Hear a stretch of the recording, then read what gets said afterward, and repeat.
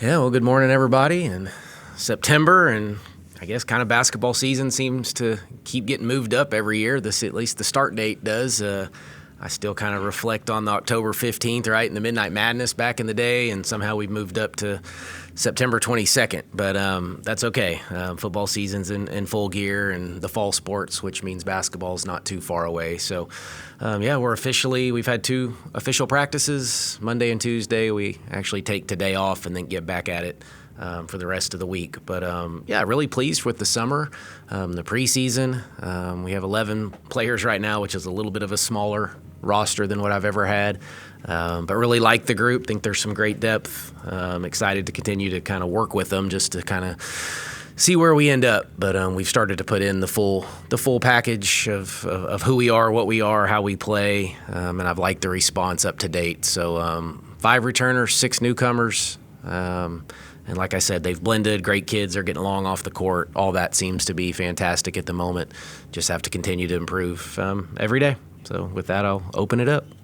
So with those newcomers, how do you feel like as you're going to take that stretch and before you get to game 1, do you feel like it's transitioning well, or are there still some things that you need to work on? Well, both. It's transitioned well up to date. We have plenty to work on. Like I said, don't rush us too much. We're only 2 days officially into this with a lot of new kids. A year ago we had the foreign trip and a bunch of practices in the summer to lead up to this time of year, and we haven't had that. But excited about the newcomers. They're going to get plenty of opportunity, obviously, to make a huge impact on the program, and I think they will.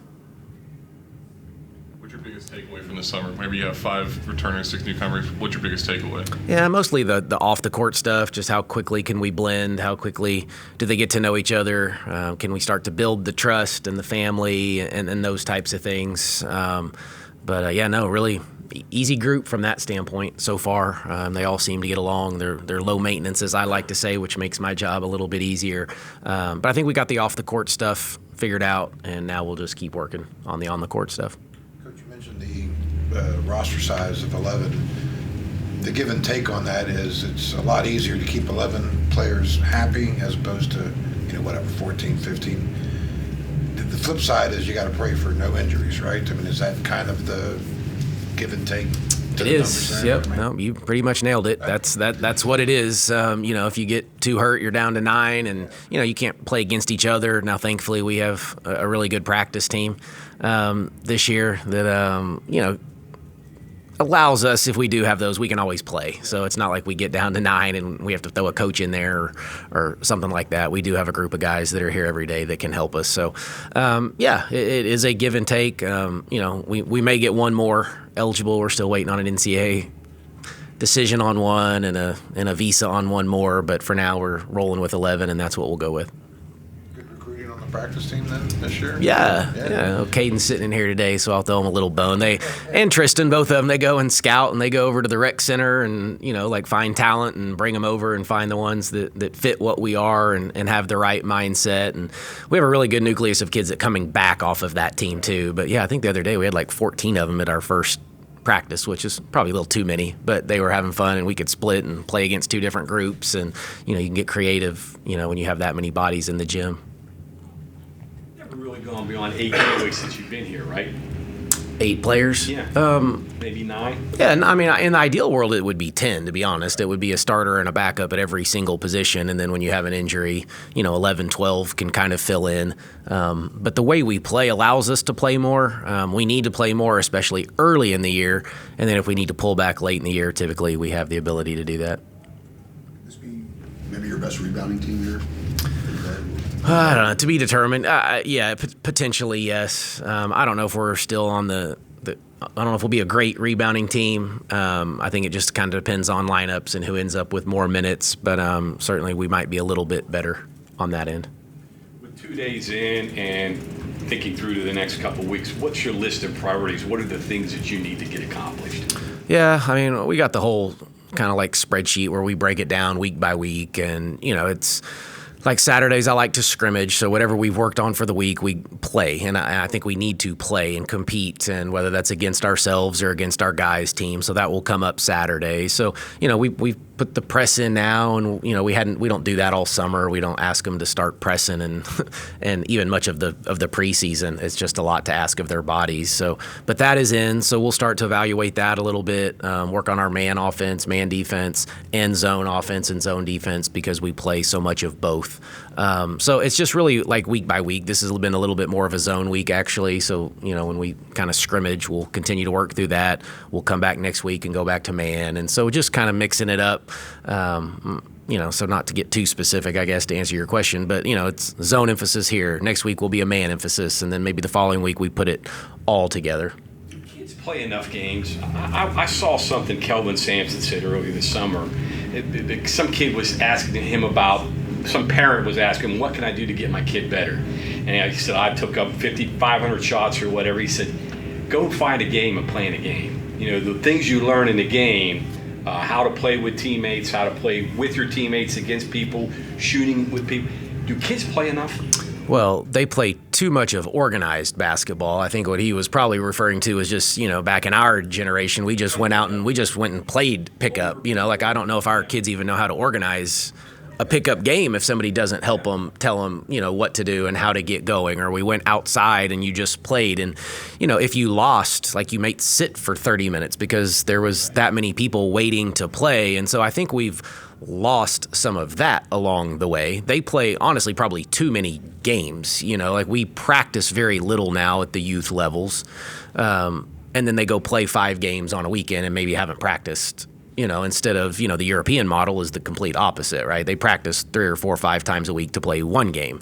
And we wonder at times why the skilled players and, at the professional levels, and some even into the collegiate level, why some of the more skilled players are, international type players. And so I think we need to find the balance here, we need to play. They need to play games, and organized is perfectly fine. But there's also just go explore and learn how to make up your rules and find your teams. And, okay, you got 3 post players on your team for this game. Good. Figure out how to play, or maybe you don't have size this game. Those are the things that we used to do on our own, because your first 5 that made it, that was your team. You shot free throws or threes. That's your team. I don't know who it's going to be. But other times you rolled in and you had your complete group of 5 that you wanted to play with. But then I think too, because we play so many games, the winning and losing at times doesn't mean quite as much. I'm going to lose at 9 a.m. Great. Well, at 4 o'clock, I've got another game to go play. Where when you only play once a week, winning and losing now seems to be a little bit different. So his point, I guess, was that kids figure things out when you play those games. Whereas if you go in a gym and shoot 500 shots with nobody guarding you, well, what does that accomplish? You're playing against air. I think that was his point. Yeah, there just needs to be carryover. I think as a coach, we want them to be in the gym, and you want them to work on their skill set. And a lot of them have trainers, and there can be great qualities to all of that. But you want to make sure it carries over into, obviously live action or, system. Like, are we working on things that will help you when you come play at West Virginia for us specifically? Or are you just working on random skills that may not necessarily apply once you get here? Coach, you mentioned sort of earlier about blending and trusting each other and stuff like that. Can that happen in practices, or is it not until you face some adversity later in a season that really clicks? No, I think if we do it right, it will happen in practice. I think that's on us as coaches to set them up at times, not necessarily for failure, but for those opportunities to see how they respond. We had a practice, I think last week, we had all sorts of chaos going on, and we were creating it, and we haven't done it a ton, but we're just trying to create chaos, and I'm trying to learn on who can survive, who thrives in it, who wilts in the chaos. Was it too much for some of them? It wasn't. I thought they did a pretty good job that day. But yeah, there's just times, drills that we're trying to create, whether it's chaos, adversity, things that we're trying to learn these kids and who will respond and who steps up in the big moments, who wants to take the big shot, And we had a tied drill yesterday, and it came down to like a sudden death, and had to get a stop, had to get a score. Who wants that shot? That shot's a little different now all of a sudden when the game's on the line, as opposed to who just fires up shots throughout practice when it doesn't mean as much. Specifically about Sydney and Jordan, though, players who have been in your program for a while, how do you make them uncomfortable and sort of force them into those types of situations to continue to test them? Yeah, I think it's just a different uncomfortable for them. It's, Jordan, now you're leading new players, and you're trying to learn them as much as she's trying to worry about her game, you know. And I think I've seen Jordan do that, where she's probably deferring a little bit right now just to try to let others go. I think Shaw's doing the same thing. I even made eye contact with Shaw yesterday because we missed her twice on like one more passes to get her the open look, and some of the new kids took shots, you know, and I was like, Shaw, we'll be fine. I promise you're going to get those looks, you know, but she's ready for it. And, you know, I'm like, okay, guys, like, this is our best three-point shooter. She's probably going to get the most attempts, and we're, like, missing her a little bit. But for her, it's okay. Like, we're trying to learn. I know Shaw can take that and make that shot. I do want to see if these other kids can take and make that shot. So it's just, yeah, their role is just a little bit different today, but it's about time to start. You know, like I've been starting to tell them now, summer and fall, I've allowed them to take shots and kind of show me what you're working with. And now it's about time for me to tell you the types of shots you're going to get and who's going to get certain looks and who's not. You were talking earlier about the press. I mean, obviously, I'm assuming you're not going to teach it any differently, but how much different will it kind of look without JJ? Yeah, we teach it the same way every year, and then it takes on a life of its own based on the team that we have. So we teach it a certain way every year, and then, you know, basically the personnel dictates what it's going to look like. I don't think it'll look a whole lot different. No, like JJ, phenomenal, obviously defensive player of the year. So that is hard to replace. But I think we have some other bodies that, you know, can fill in, and we may have to do it with more bodies and more depth than just having a JJ that you can rely on for just 30 straight minutes to play at that elite level.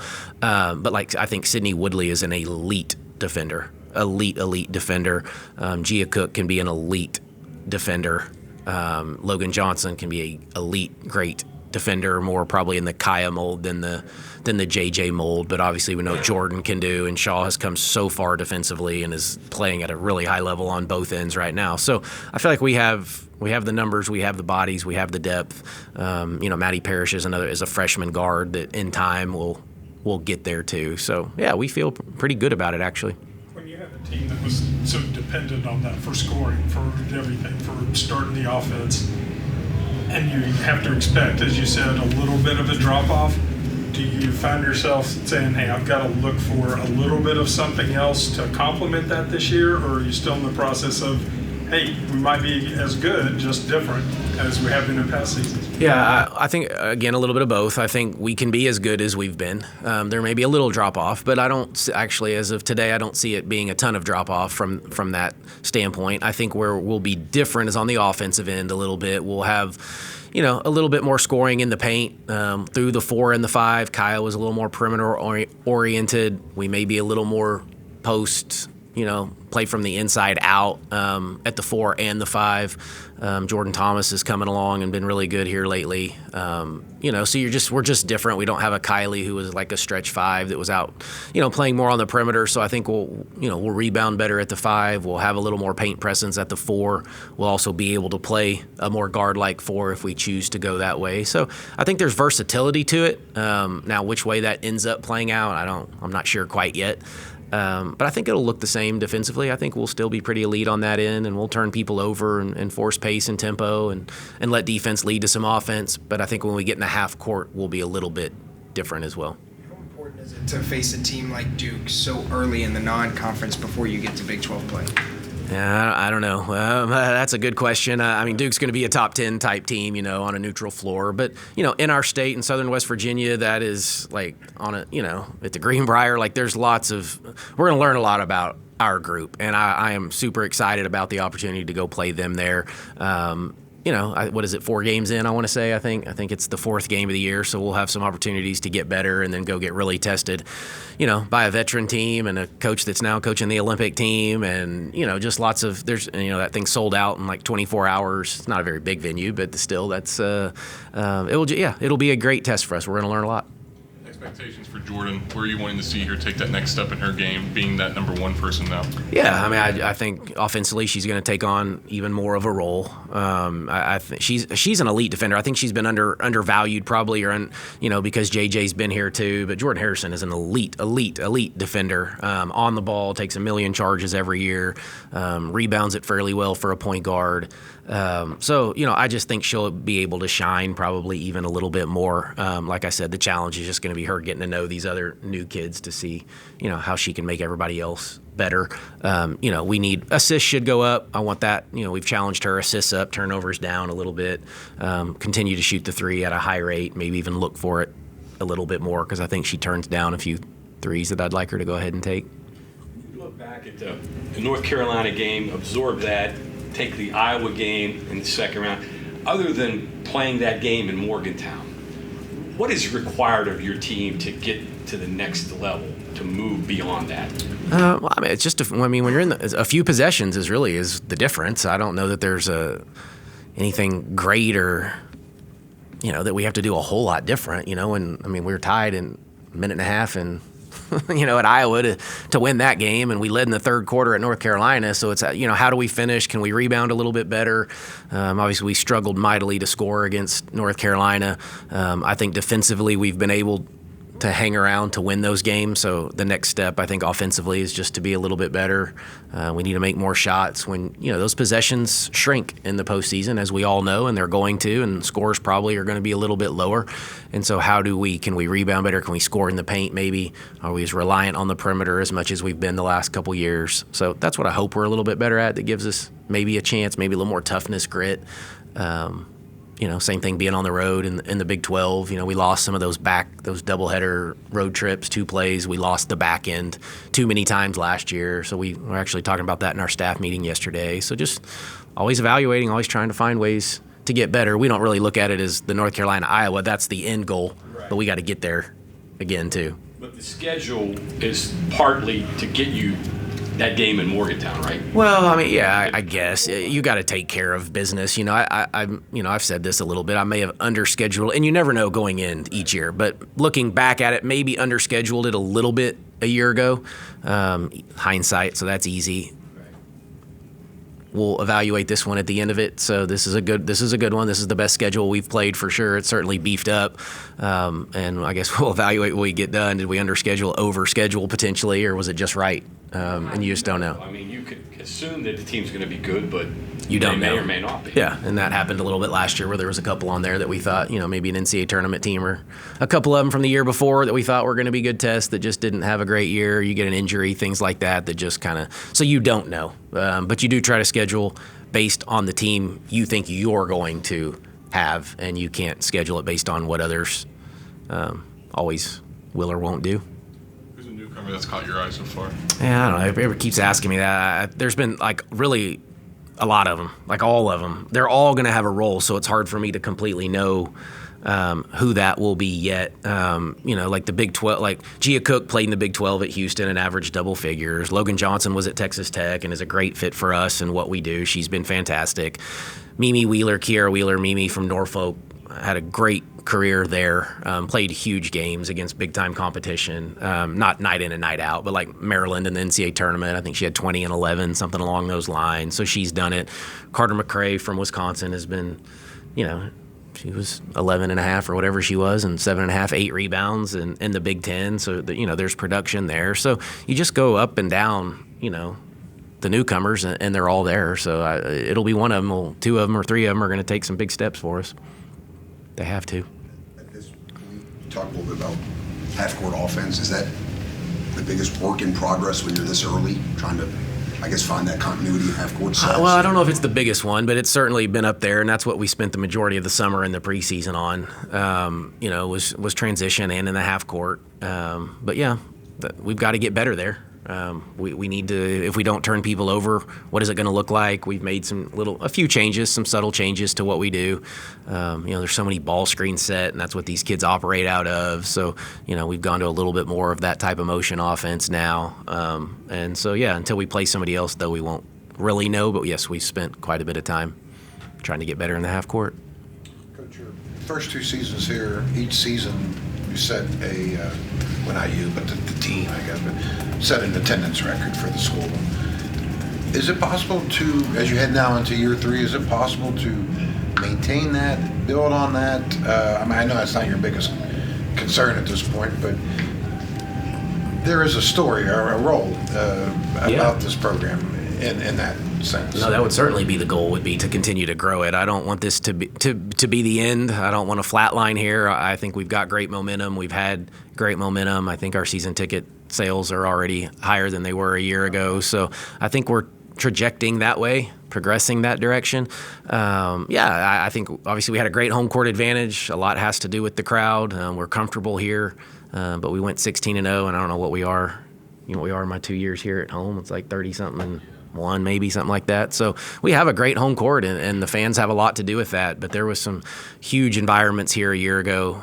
We just got the schedule, which was a little interesting because we had so many Sunday games and not very many Saturday games. So what does that do, to attendance? But either way, yeah, I think, the kids, the families, we've tried to make a connection, obviously here locally, but within our state and within our region that people seem to enjoy coming to watch us play, and our kids play the right way, and we play hard and compete and obviously win at a pretty high level right now. So I hope it grows. I hope it continues to grow. Player through the years, you kind of always describe Kai as the glue player. Who could that be this year? Maybe? Not sure yet. That's a great question. We don't have a Kaya. We don't have that exact same player, so it's going to look different. And so we'll wait and see who that glue kid becomes. And we may not necessarily have the glue. Kaya just was so good at covering up, everybody else, or if there was a mistake. She's so fast, so athletic, so explosive that she could get there. We always wanted Kaya to score a little bit more on the offensive end, but what she did on the defensive end was she was the hardest kid to take off the floor at times because she did all the little things for us. So we'll keep evaluating and figure out if there is one of those, and if not, we'll just find it'll just be a different role for somebody. Let the roles play out, or do you start to force them as you begin to absorb what the players can do? I let it play out as long as I can until it just is time that we just don't have time to allow that anymore. And we're not quite there, but like I said earlier, we're getting a little bit closer where roles are going to have to start getting defined. I mix up the teams about every day too, up till now, and now I've got to start probably putting some of the groups that we think may be on the floor a little bit more together. So that needs to start happening at a higher rate. So yeah, roles haven't been overly defined. I've allowed them to kind of show me what you're working with, show me what you got type mindset, up to date. But now I'm kind of not tired of it, but I just need to move on. And we got games coming up here at some point, and we need to get some rotations figured out. And we'll start to do that here sooner rather than later. Thanks, Coach. Okay, thanks everybody.